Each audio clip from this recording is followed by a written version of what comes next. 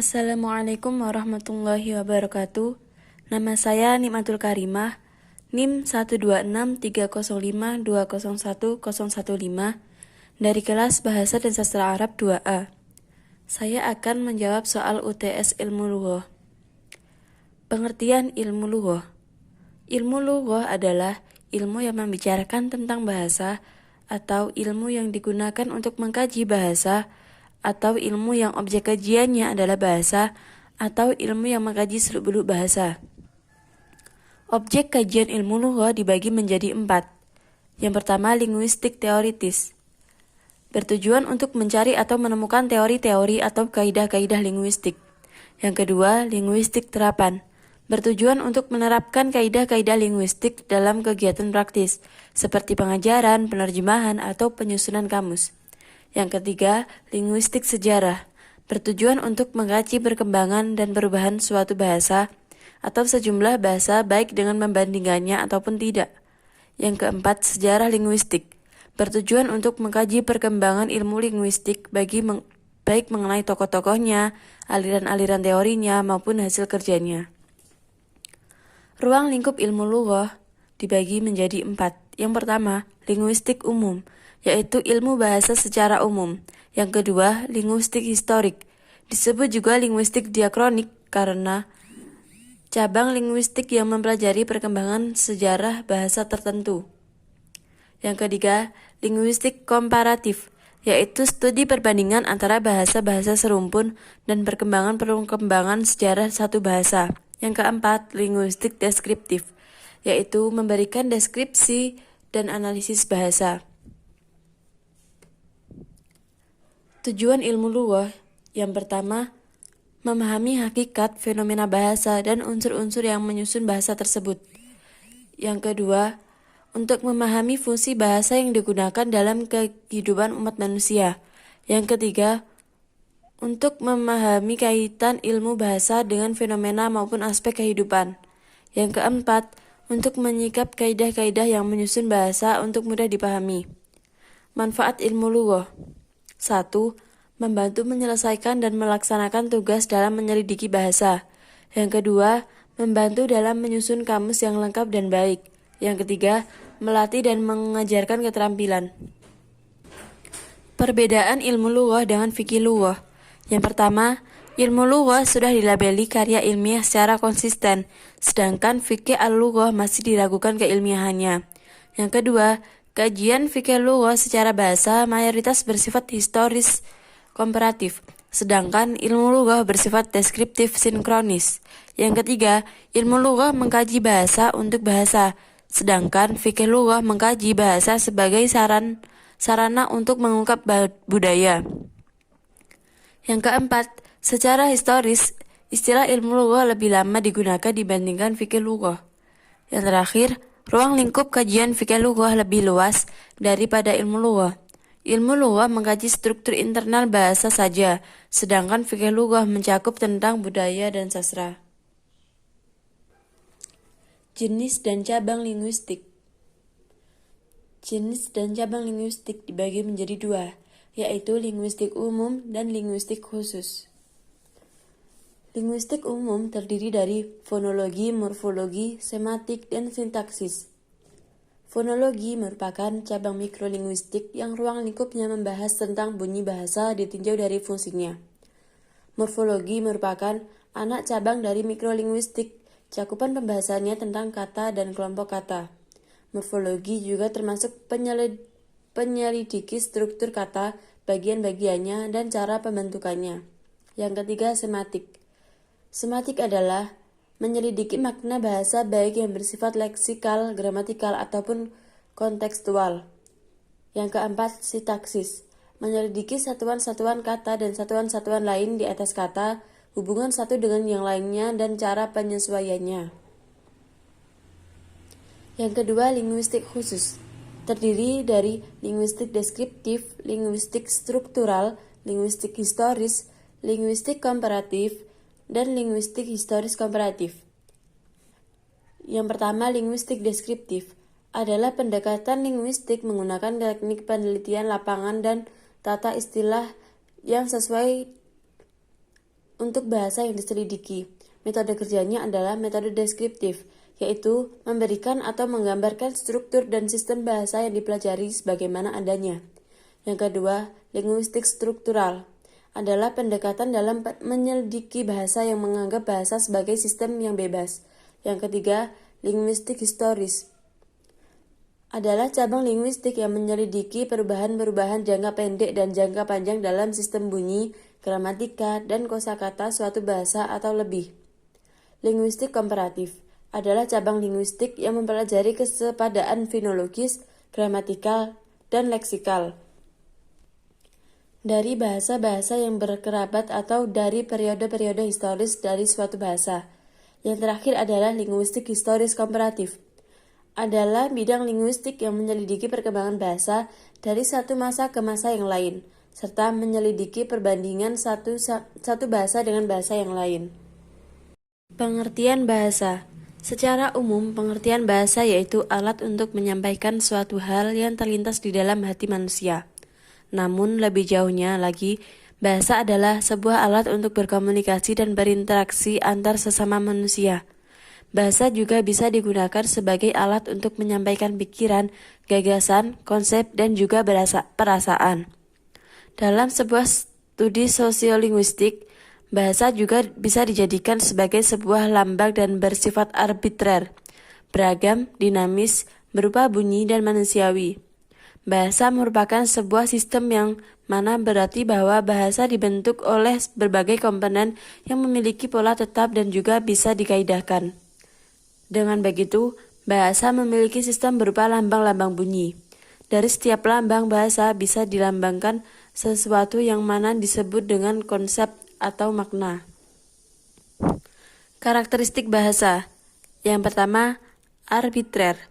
Bahasa bersifat arbitrer yang berarti hubungan antara lambang dan yang dilambangkan tidak wajib, bisa berubah dan tidak bisa dijelaskan mengenai lambang tersebut yang menggambarkan sebuah makna. Yang kedua, dinamis. Bahasa bersifat dinamis yaitu bahasa tidak lepas dari berbagai kemungkinan perubahan yang bisa terjadi setiap saat.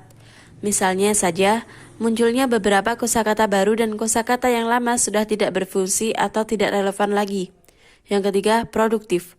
Bahasa bersifat produktif yaitu bahasa memiliki jumlah yang besar dengan unsur yang terbatas. Selanjutnya, beragam. Bahasa bersifat beragam yaitu meski bahasa memiliki kaidah yang sama akan tetapi memiliki latar belakang sosial yang berbeda dan kebiasaan yang berbeda sehingga menciptakan bahasa yang berbeda-beda. Yang terakhir, manusiawi. Bahasa bersifat manusiawi yaitu bahasa sebagai alat komunikasi verbal yang hanya dimiliki oleh manusia saja. Fungsi bahasa. Yang pertama, fungsi personal. Fungsi personal bahasa dapat dilihat dari sudut penuturnya. Maksudnya yaitu penutur menyatakan sebuah sikap terhadap apa yang dikatakan olehnya. Dalam mengungkapkan sebuah bahasa, tidak jarang seorang juga akan memperhatikan apakah orang menyampaikan dalam kondisi senang, sedih, atau marah. Yang kedua, fungsi direktif. Fungsi direktif bahasa dapat dilihat dari segi atau sudut pandang pendengarnya. Fungsi direktif ini berguna untuk mengatur tingkah laku si pendengar, di mana bahasa digunakan oleh seseorang untuk membuat orang lain yang mendengar melakukan sesuatu. Yang ketiga, fungsi fatik. Fungsi fatik bahasa yaitu berfungsi untuk menjalin hubungan dan memperhatikan rasa solidaritas dan persahabatan antar sesama manusia. Yang keempat, fungsi referensial. Fungsi referensial bahasa dapat dilihat dari topik yang sedang dibahas. Fungsi referensial memiliki paham sederhana bahwa bahasa adalah alat yang digunakan untuk menyatakan sebuah pikiran kepada orang lain yang dapat dijadikan sebagai ide. Yang kelima, fungsi metalinguistik. Fungsi metalinguistik bahasa dapat dilihat dari segi kode yang digunakan. Bahasa sebagai metalinguistik adalah sebuah bahasa isyarat yang digunakan untuk membicarakan bahasa tersebut. Yang terakhir, fungsi imajinatif. Fungsi imajinatif bahasa dapat dilihat dari segi amanat yang terkandung.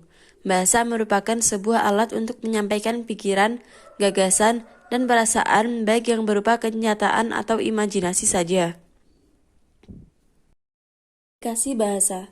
Suatu pengelompokan terhadap bahasa dunia berdasarkan persamaan ciri tertentu yang dimiliki sejumlah bahasa. Bila dasar pengelompokan atau klasifikasi dilakukan secara berbeda, hasilnya pun akan berbeda. 1. Bahasa lisan. Suatu bentuk komunikasi yang unik dijumpai pada manusia yang menggunakan kata-kata yang diturunkan dari kosakata yang besar, bersama-sama dengan berbagai macam nama yang diucapkan melalui organ mulut.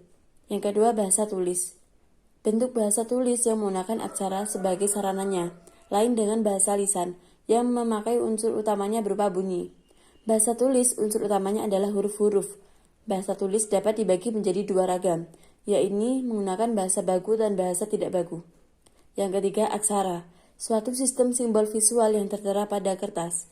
Yang keempat, ejaan, penggambaran bunyi bahasa, yaitu kalimat atau kata dengan kaidah tulisan yaitu huruf yang distandarisasikan dan mempunyai makna.